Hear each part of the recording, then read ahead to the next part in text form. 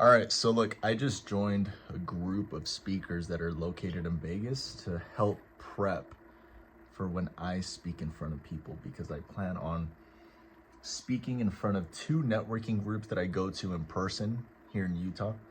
And really what I'm wanting to do is just speak in front of them just to get comfortable in front of audiences, in front of a lot of eyes on me.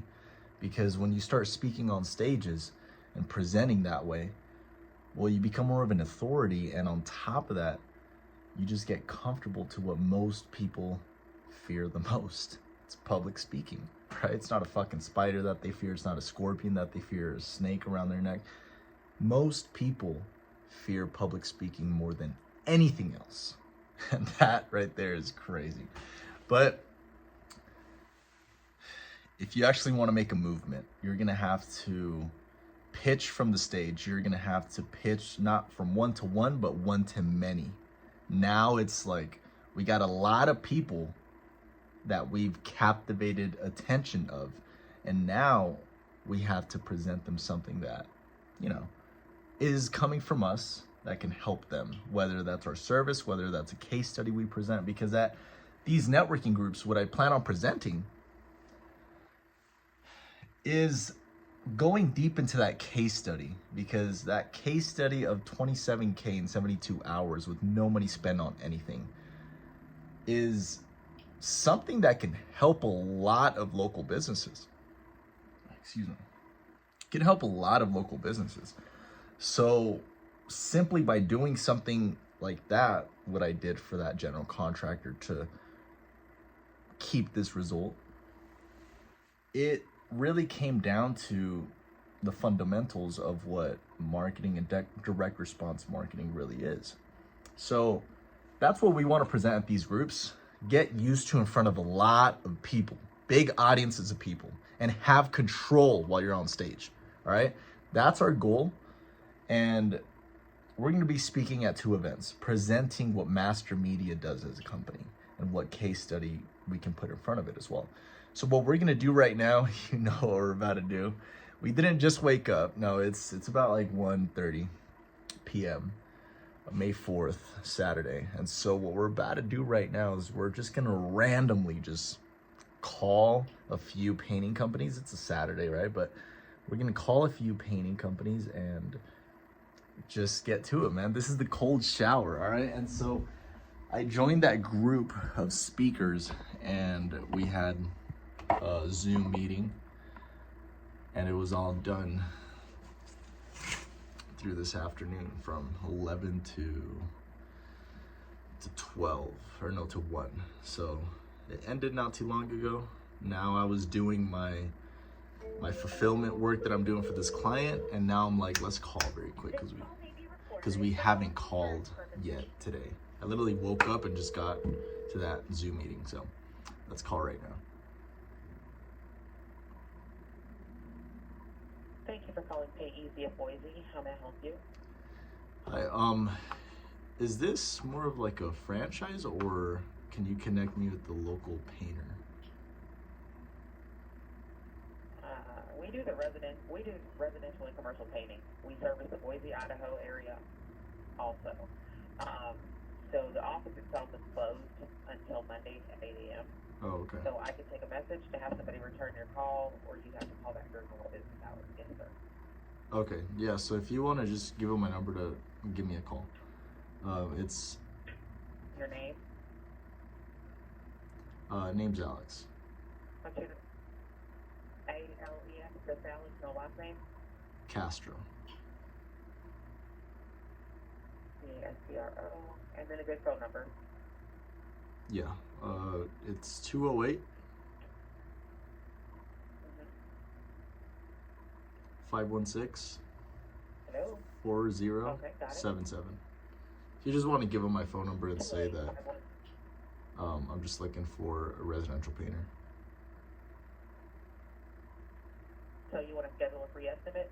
No, just want to speak to someone over the phone. Okay. Okay, and you said just to let them know that you want to have a residential painting?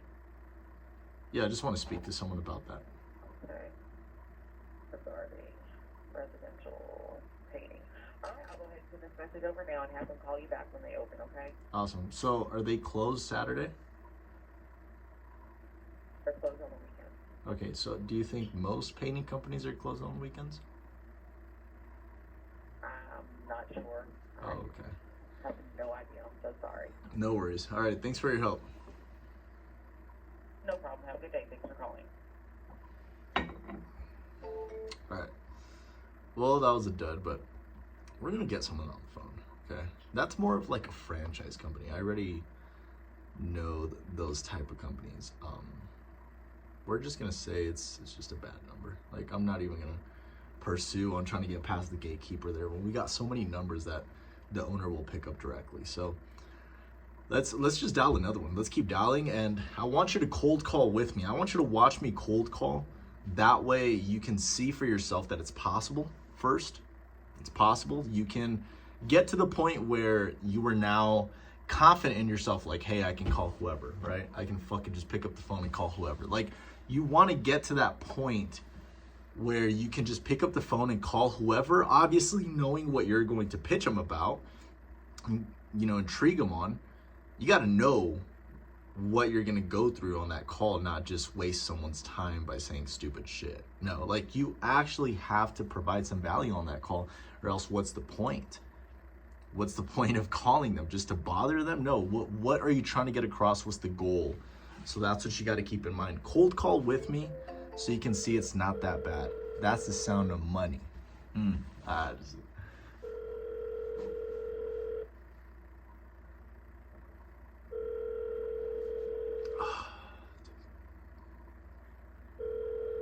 Come on.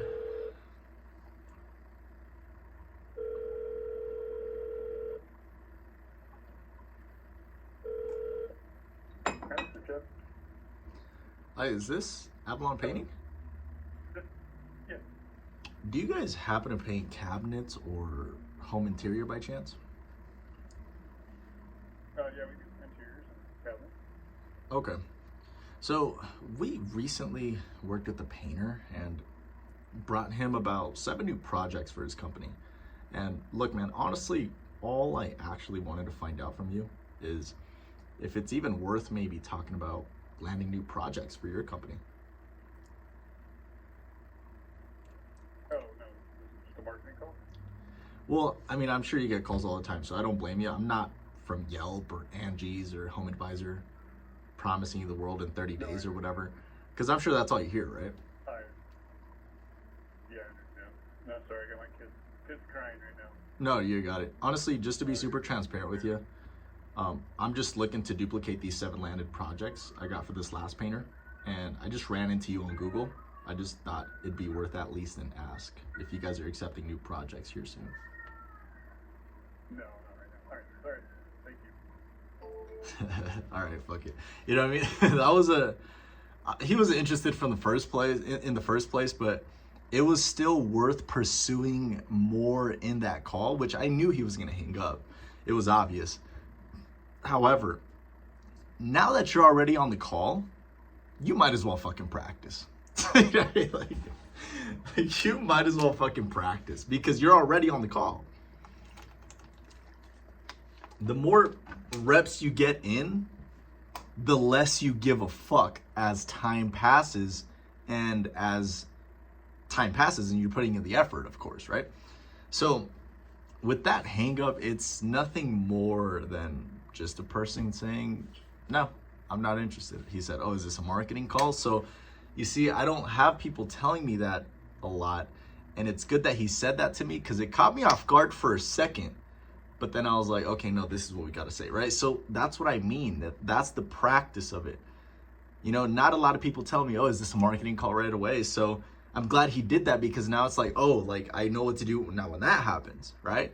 And so it's good to just get the reps in. Even if you didn't book an intro, you just got to get the reps in, baby. You know what I mean?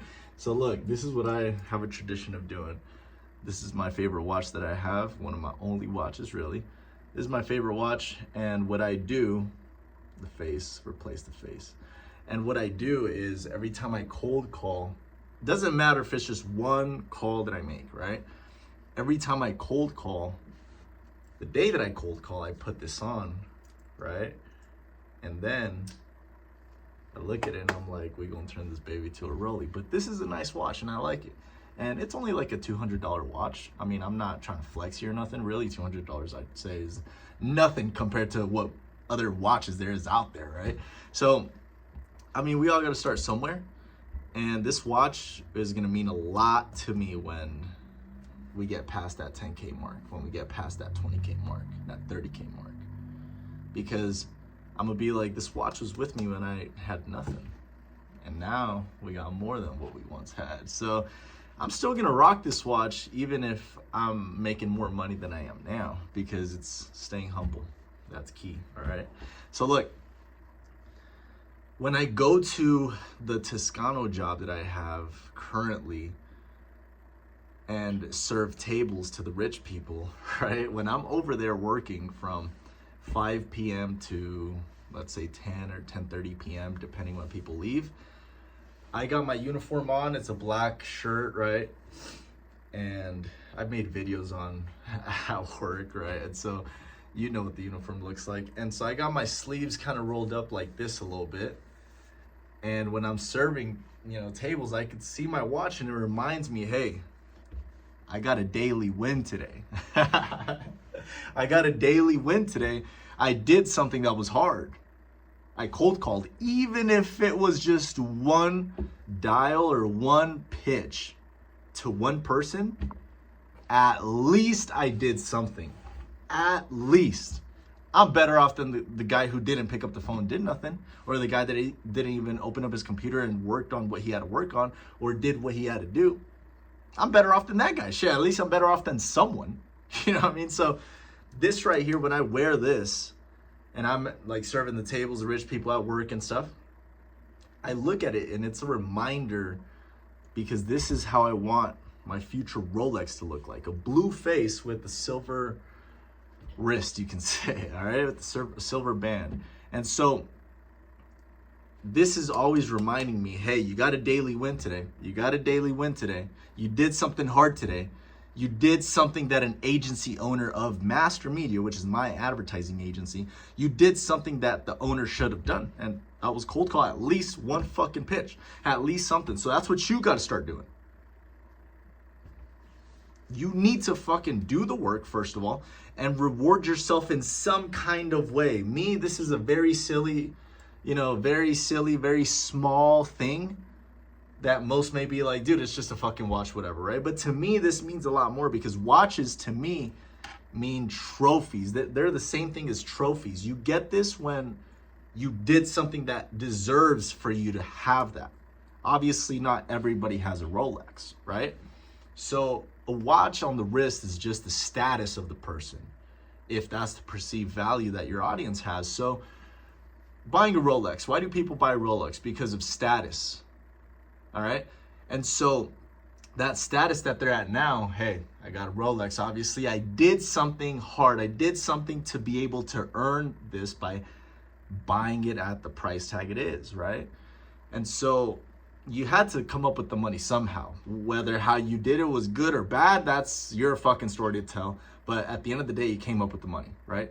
In most cases, let's just say you came up with the money because you worked your ass off, or you did something in good intention, with good intention, to come up with the money, and it's like, okay, I deserve that because of not just, I'm gonna buy a Rolex with no reason.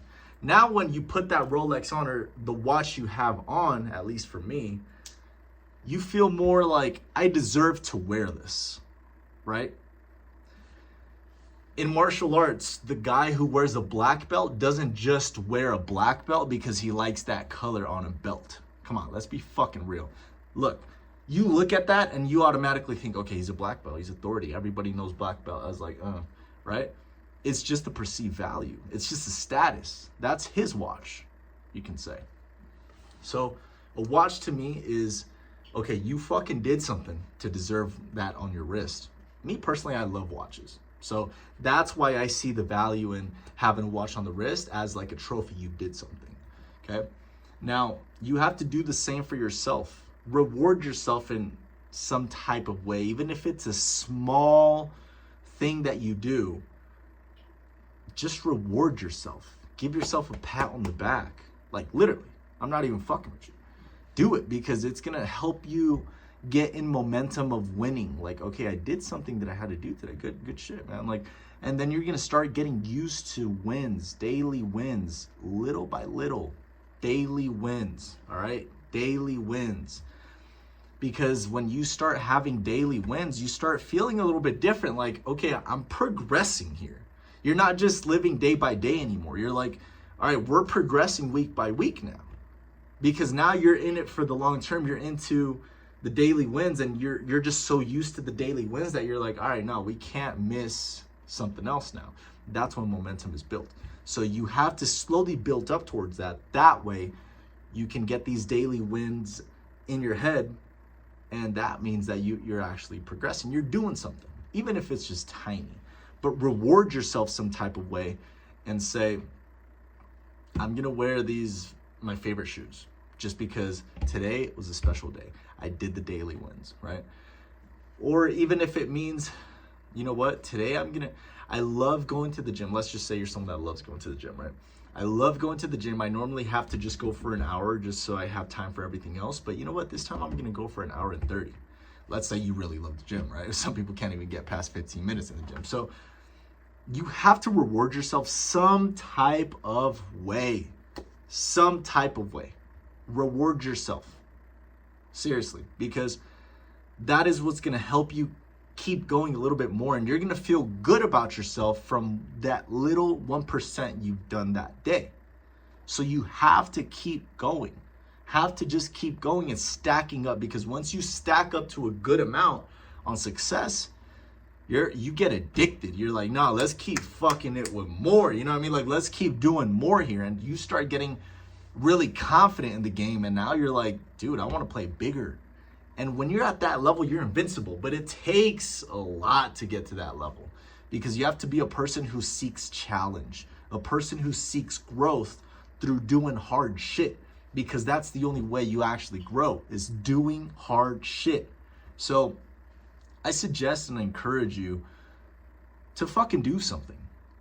And when you do that, complete the goal or the achievement, whether it's small, tiny, just the daily win, that you pat yourself on the back, because subconsciously it triggers so much more than you can imagine. But that you pat yourself on the back and you give yourself some kind of reward, whether it's tiny or small to medium size. Honestly, that's how I would approach it. That way your mind starts getting used to daily wins. And once you have daily wins in your head, you're like, okay, you start becoming a whole different person, almost as if you're already a winner because you've gotten these daily wins, which is tiny little things that you need to accomplish on a daily, right? You can simply set a daily win, which is, I'm gonna go running in the morning for 15 minutes. Something that simple that you can do. All right, I said I'm gonna do this, you do it, and now it still works the same. Doesn't matter how big the goal or the achievement is. Your brain will still look at that like, okay, we got a daily win today. Like, we're doing something right. And if you keep doing that every day, in a week to 2 week time frame, now you're going to be in a whole different mindset, because you have wins stacked on the week or the past 14 days. Now you have some wins stacked up from every day that you completed daily wins.